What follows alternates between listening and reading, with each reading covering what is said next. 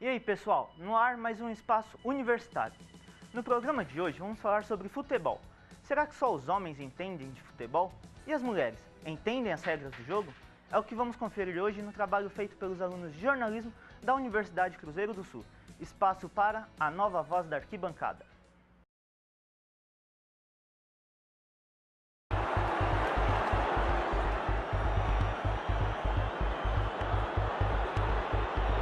Futebol ainda é um esporte de homem, não deixou de ser um esporte de homem, mas é também um esporte de mulher.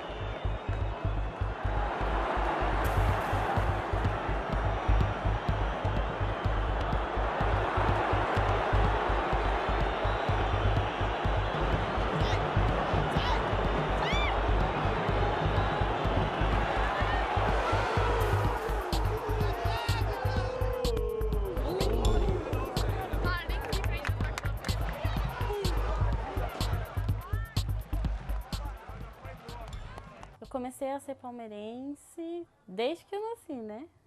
Pra falar bem a verdade.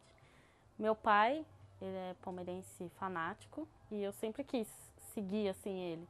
Quando eu era pequenininha, eu via ele assistindo o jogo, ele ficava nervoso, xingava, tudo. Falava, nossa, ele ama mesmo, né? Eu preciso torcer pra esse time também. Para mim foi fundamental. Primeiro porque eu tive um começo de depressão, que eu morava com as minhas filhas e elas foram embora para o Japão e eu fiquei aqui sozinha, né? Então eu chorava de dia à noite, nunca me separei delas. E me levaram para passar no médico, eu fiz uma consulta e ele me encaminhou para uma psicóloga. E meu contato com ela, conversando, toda reunião que eu tinha com ela, tudo, ele falou, olha, eu vou falar o seguinte, o seu problema não é eu ficar com você muito tempo. Você tem um espírito muito evoluído, que você tem que procurar alguma coisa para você curtir, para você esquecer esse problema, porque o que tem na sua cabeça é a separação das suas filhas. Aí eu parei para pensar, eu falei, acho que eu vou acompanhar o Corinthians. Aí comecei, aí pro Parque São Jorge. Lá para 2002, quando eu tinha uns 8, 9 anos, por aí. Aí todas as meninas na escola só falavam de uma pessoa, de um tal de Diego. Aí eu ficava, também tenho que saber quem é esse Diego. Aí foi que eu comecei a assistir o jogo do Santos, a princípio, só pelo Diego. Mas aí a primeira vez que eu assisti um jogo inteiro foi a final de 2002, o último jogo, Santos e Corinthians, o 3-2. E foi ali que eu senti que eu realmente era santista. Eu comecei a torcer pelo São Paulo, eu me lembro que eu tinha 8 anos e o meu avô me levou no estádio, no Morumbi, para assistir São Paulo e Ferroviária. Foi um momento mágico, assim, eu era bem menininha, daquelas menininhas que só iam em shopping, assim, não brincava muito na rua e tal. E foi assim, tipo, foi mágico, foi sensacional. As bandeiras, a torcida organizada ainda ficava na arquibancada azul e aquela bateria, era contagiante, aquela energia. E eu saí dali maravilhada. E ali eu comecei a torcer pro São Paulo.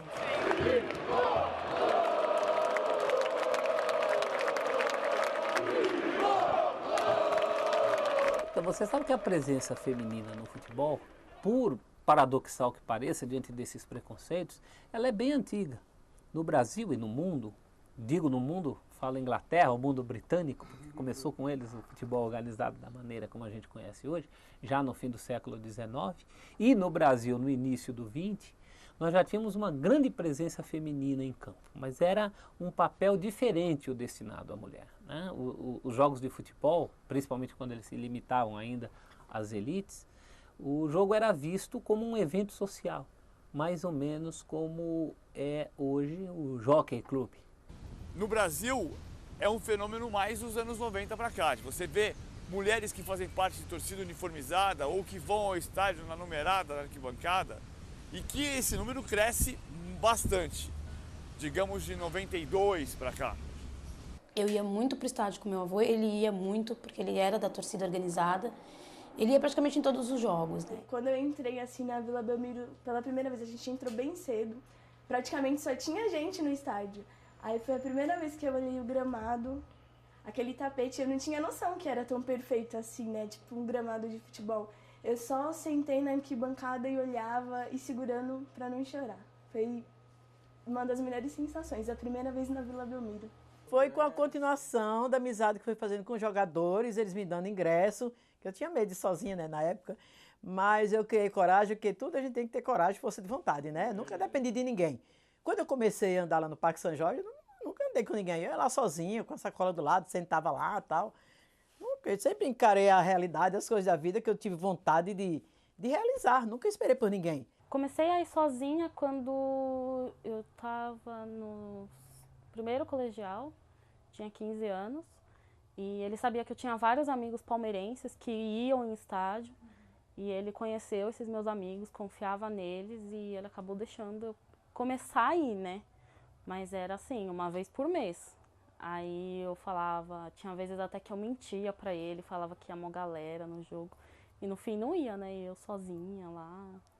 Eu vejo muitas mulheres, mais mulheres, a cada vez que eu vou ao estádio eu vejo mais mulheres e vejo que elas participam, opinam, emitem opinião, xingam, gritam. Então eu acho que isso aumentou. Elas não são mais só a namorada que vai com o namorado ao estádio, senta do lado dele, come uma pipoca e fica lá assistindo o jogo pensando, ai, minha semana, como é que vai ser a semana? Quarta eu vou fazer a mão e tal. Não, elas estão participando daquilo, inseridas naquele contexto de verdade. A minha mãe teve uma resistência muito grande de deixar eu ir ao estádio com meu avô, até porque no começo a gente não contou que tinha ido. Eu fui escondida, ela achava que a gente tinha ido ao shopping. E eu cheguei em casa muito eufórica e ela perguntava o que era e eu dizia nada, nada. Mas eu devia estar com o olho desse tamanho, assim, estalando, brilhando. E lógico, ela percebeu que tinha alguma coisa de errado, mas ela também não disse. Quando ela descobriu que eu estava indo ao estádio, ela ficou meio brava, teve uma resistência forte dela, do meu tio também. Mas sempre que dava, eu ia com ele. Ou eu ia escondido, ou eu dizia que ia na casa de uma amiga e, tipo, ele me pegava assim e a gente acabava indo pro jogo. Então, eu frequentei muito, até os meus 12, 13 anos, eu frequentei direto.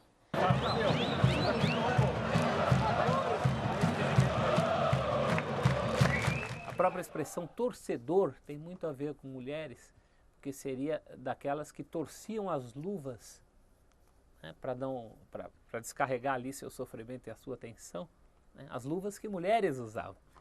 Então a presença feminina já existia nesse começo. Dona Valquíria é assim, ela sai de manhã às 7 horas, ela saiu. Toma o café dela, vai pro estádio e só chega à noite. Nossa, eu recebo 1000 elogios.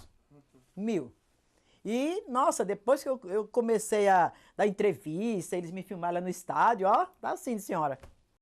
Tá. Ela diz, olha, eu trouxe minha mãe, que minha mãe veio ver a senhora lá.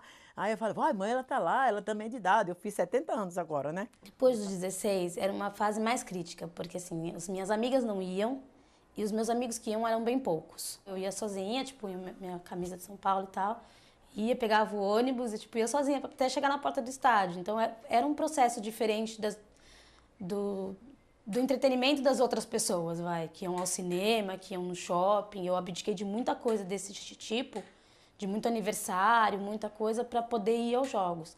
Não que eu me arrependa, mas eu sei que foi diferente da maioria das adolescentes. Foi bem diferente.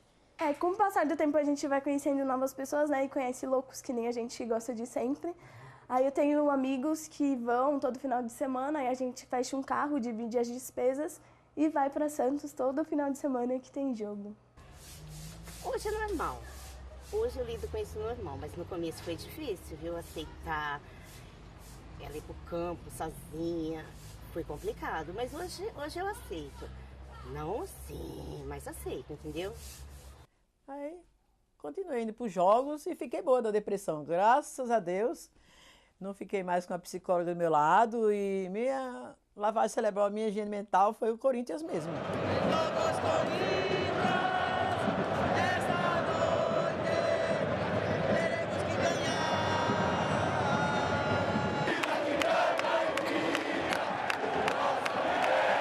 Deu problema uma vez, que o jogo acabou muito tarde e eu não consegui voltar para casa, né? Porque eu descia na estação do Brás de metrô e pegava o trem. Eu não sabia nem onde eu estava. Eu estava no meio do Brás, mas não sabia onde eu estava. Eu acabei encontrando um amigo, assim, que até mora aqui perto. Aí ele falou, vamos embora junto, né? Mas eu falei, vamos, né?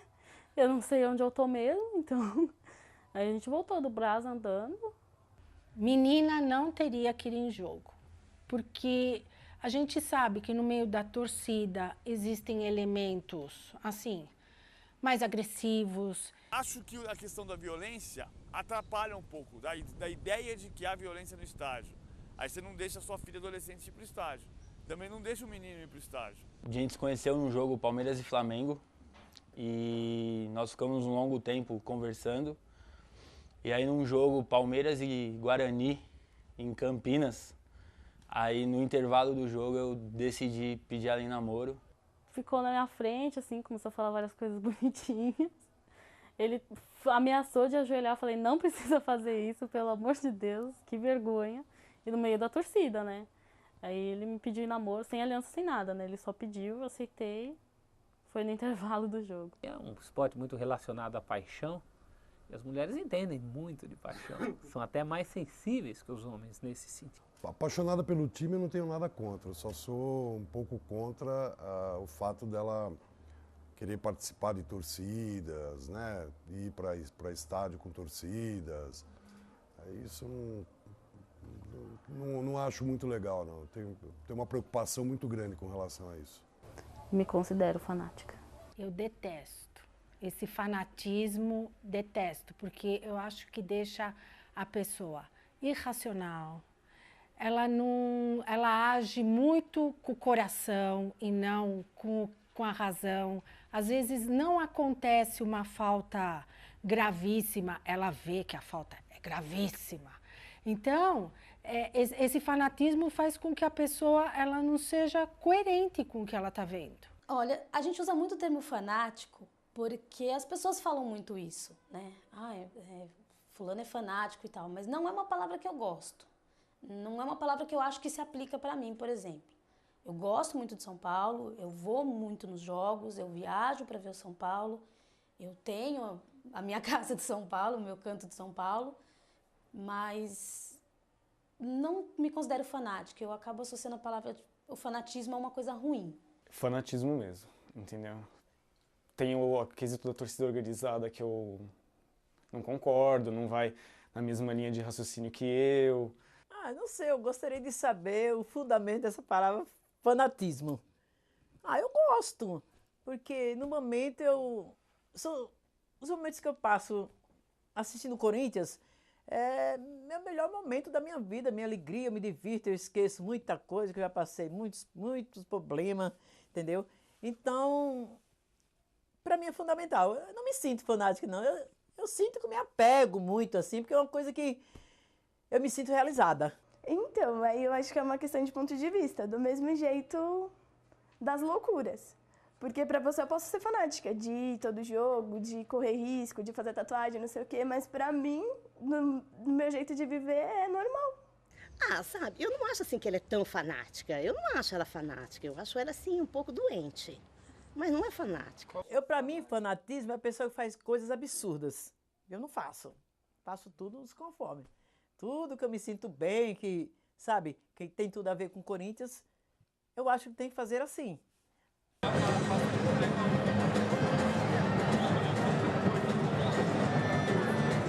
Loucuras, passar os limites por causa de um amor. E vendo por esse lado, pode ser, porque eu faria qualquer coisa, eu não sei. Se falasse, você morreria para ganhar um título, eu pensaria em morrer para ganhar o título, para ver o Santos bem, ver todo mundo feliz. Nascer, viver e do Santos morrer é um orgulho que nem todos podem ter. O futebol não era um ambiente para as mulheres. Então as pioneiras eram exceções, e nós tivemos torcedoras símbolos como a Elisa do Corinthians, a filhinha do São Paulo, a Dulce Rosalina do Vasco, fundadora de primeira torcida organizada no Vasco, essas mulheres, a Terezinha Morango no Rio Grande do Sul, todas essas já infelizmente falecidas, mas são pioneiras já na virada dos 50 para os 60, justamente conhecidas pelos nomes porque eram as únicas, elas eram exceção. Então o primeiro obstáculo era esse, o estranhamento. Sempre rola, né? Às vezes quando a gente dá uma opinião e um homem não concorda, ele fica gritando, lugar de mulher é na cozinha. Não, então falam que é Maria Chuteira, que só tá lá pra... Falam, a minha família mesmo fala, às vezes quando tem churrasco, essas coisas que a Dani não vai. Cadê a Dani? Falei, fui no jogo. Mas no jogo, isso é coisa de homem, o que ela tá fazendo no jogo? Eu falei, deixa a menina, é isso que ela gosta, deixa ela fazer o que ela gosta. A gente tem o direito nessa vida de fazer o que a gente gosta. Se a gente não puder fazer o que gosta, por que a gente vive? É complicado, né? Porque já rolou muita briga, eu já deixei de ir em eventos assim da minha família, tem churrasco, alguma coisa e não vai. Aí as pessoas ficam te julgando, falando que às vezes você coloca o time à frente de tudo, mas ninguém entende o seu lado de torcedor. E é complicado, as pessoas não entendem o quanto faz bem, sabe? Eu posso ficar 1 ano sem ir no jogo para satisfazer quem quer, mas ninguém se preocupa com o que eu sinto quando eu fico sem o Santos. E eu não consigo, eu já tentei ficar meses sem ir e não rola pra mim, eu fico estressada, eu sinto falta de alguma coisa. Vamos para o intervalo e já voltamos. Não saia daí.